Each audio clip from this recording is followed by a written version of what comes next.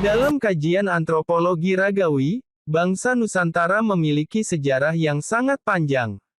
Eugene Du Bois, penemu fosil manusia purba yang disebut Pithecanthropus erectus, yang disusul temuan Homo mojokertensis, Meganthropus paleojavanicus, Homo soloensis, dan Homo wajakensis menunjuk rentangan waktu antara 1 juta Euro, 12.000 tahun yang silam Nusantara sudah dihuni manusia.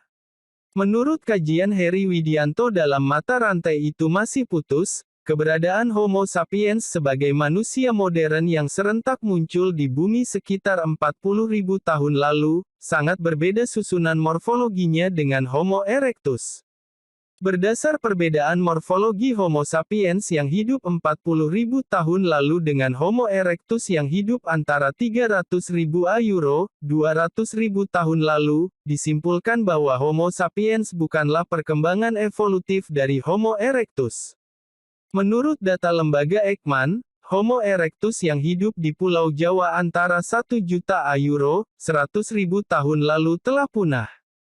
Yang kemudian menghuni kepulauan Nusantara adalah Homo erectus asal Afrika yang datang sekitar 70.000 Euro, 60.000 tahun lalu dan Homo sapiens asal Asia yang datang sekitar 50.000 Euro, 40.000 tahun lalu. Keturunan Homo erectus asal Afrika ini belakangan disebut ras Melanesia. Sementara itu, keturunan Homo sapiens yang asal Asia, belakangan disebut ras Austronesia. Ras Melanesia yang tersebar dalam berbagai varian suku-suku, sejak 70.000 tahun SM sudah menghuni Papua, Nugini, Australia, dan pulau-pulau di Pasifika seperti Bismarck, Solomon, New Caledonia, dan Fiji. Pada masa lampau, nenek moyang suku-suku Melanesia menghuni Pulau Jawa, yakni ras Proto-Melanesia yang disebut Homo wajakensis. Akibat mengalami pembauran dengan pendatang-pendatang baru yang terus mendesak wilayah hunian keturunan ras purba ini, sebagian mengungsi ke arah timur dan sebagian yang lain membaur dengan ras pendatang baru hingga identitas Melanesia mereka hilang. Sementara itu, mereka yang mengungsi ke timur dan belum sempat mencapai Papua, terkejar East Drift ras Austronesia, Melayu, dan dicampur kawini. Keturunan mereka yang berdarah campuran Melanesia Austronesia, Melayu inilah yang menghuni pulau-pulau di Nusa Tenggara Timur, Timor Leste, dan Maluku. Demikianlah, dalam kajian antropologi ragawi dan etnologi, diketahui bahwa Kepulauan Nusantara secara umum dihuni oleh populasi dua ras utama, ras Austronesia dan ras Melanesia, yang sebagian melakukan.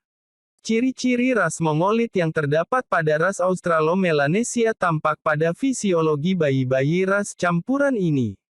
Bagian pantatnya terdapat bercak biru, yang kalau sudah dewasa bercak tersebut akan hilang sendiri. Hanya ras Mongoloid yang memiliki ciri khusus bercak biru pada pantat bayi. Dalam perkembangan ilmu antropologi ragawi, melalui penelitian yang dilakukan C.G.H. Turner dan Dr.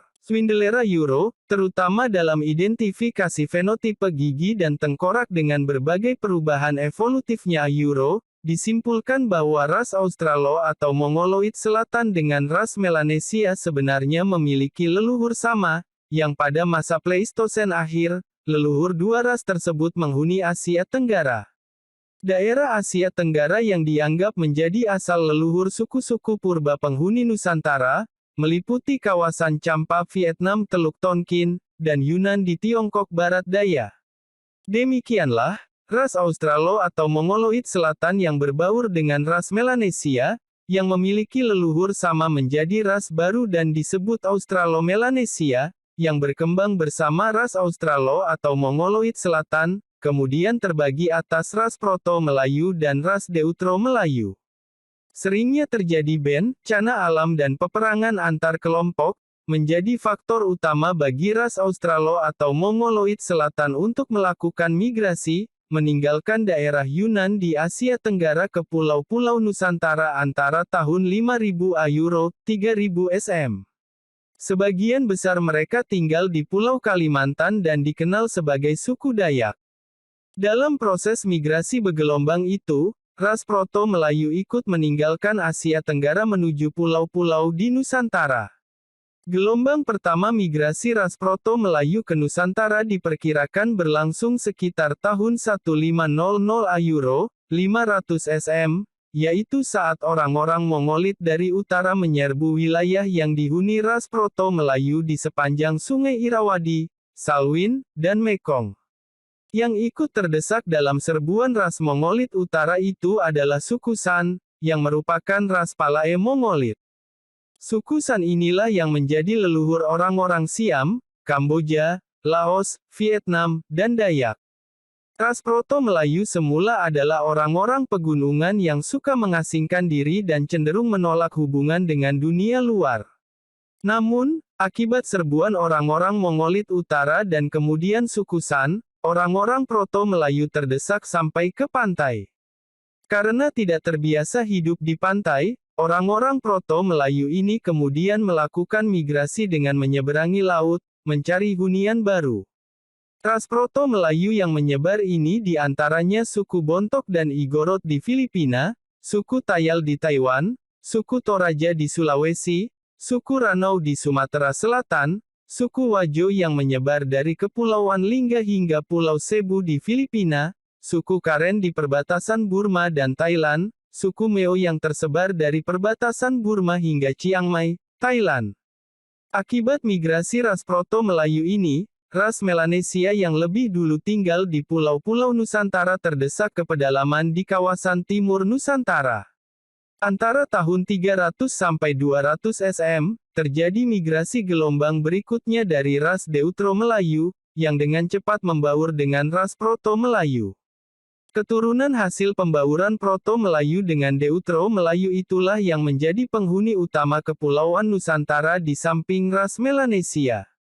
Menurut Harold Foster dalam Flowering Lotus, A View of Java in the 1950s, suku-suku dari ras Melayu di Nusantara secara umum terbagi atas dua bagian besar. Pertama, suku-suku Proto-Malayan seperti Batak, Toraja, Karen, Igorot, Bontok, Ranau, Meo, Tayal, dan Wajo.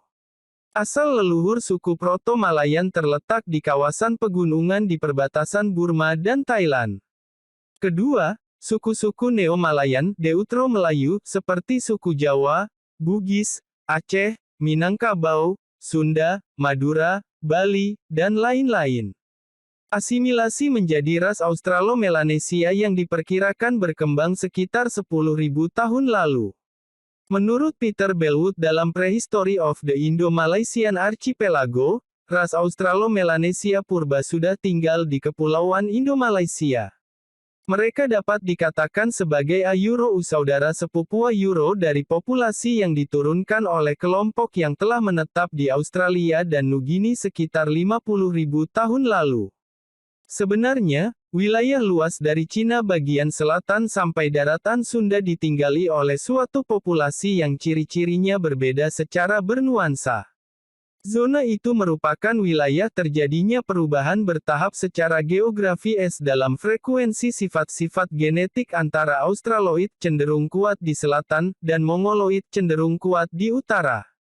Karena itu, manusia yang hidup di situ harus dianggap sebagai satu populasi, bukan dua populasi yang terpisah. Namun demikian, karena mereka hidup tersebar di zona garis lintang yang cukup luas, ada peluang terjadinya seleksi alam di masing-masing tempat sehingga menghasilkan populasi-populasi sangat berbeda. Ras Australoid yang juga disebut Mongoloid Selatan berkembang lebih cepat dengan penyebaran lebih luas dibanding ras Melanesia. Bahkan, akibat penyebaran ras Australoid atau Mongoloid Selatan yang luas, ras Melanesia terdesak hampir di semua pulau dan hanya menyisakan sedikit kelompok seperti orang Negrito di Taiwan, Malaysia, Filipina, Andaman, Polinesia, Hokkaido, Papua, dan pulau-pulau sekitarnya. Populasi-populasi Melanesia yang terpisah dari kelompok yang menghuni Australia dan Nugini, secara terus-menerus mengalami evolusi menjadi kelompok yang beragam, dan mengalami perubahan-perubahan tertentu, yaitu semakin mungil wajah dan tengkoraknya. Hal itu terjadi bersamaan dengan proses yang sama pada populasi-populasi Asia Tenggara daratan. Sebagian perubahan itu terjadi akibat adanya aliran gen dari kala Pleistosen dari populasi yang berasal dari utara, leluhur Mongoloid, yang didukung proses tekanan seleksi setempat. Yang pasti, kelompok-kelompok ini, secara fenotipe tetap digolongkan sebagai ras Australo-Melanesia. Terjadinya perkawinan antara ras Australo atau Mongoloid Selatan dengan ras Melanesia yang melahirkan ras baru Australo-Melanesia, telah menunjukkan terjadinya perubahan fisik mereka. Tanda-tanda Melanesia berupa kulit gelap dan rambut keriting pekat telah pudar. Demikian juga tanda-tanda Australo atau Mongoloid Selatan yang ditandai kulit kuning, rambut lurus, gigi kecil, dan mata sipit telah pudar, melebur menjadi ras baru yang disebut Australo-Melanesia yang menyebar di Asia Tenggara, yaitu ras yang kemudian disebut Proto-Melayu. Mengikuti perkembangan ras Proto-Melayu adalah lahirnya ras Deutero-Melayu, yaitu ras Mongoloid dengan beberapa ciri Australo-Melanesia, yang menggunakan bahasa Austronesia, digunakan sekitar 2500500 SM, dan merupakan perkembangan dari bahasa Proto-Austronesia, digunakan sekitar 40003000 SM. Ras Proto-Melayu, Deutero-Melayu dan Melanesia inilah yang sampai saat ini menjadi penghuni utama Kepulauan Nusantara. Sebagian besar di antara mereka yang tinggal di pesisir mengembangkan teknologi kelautan. Hal ini memungkinkan mereka menjadi penghuni baru di berbagai kepulauan yang tersebar antara Samudera Hindia dengan Samudera Pasifik, yang sebagian di antaranya dikenal sebagai ras Malayo-Polinesia.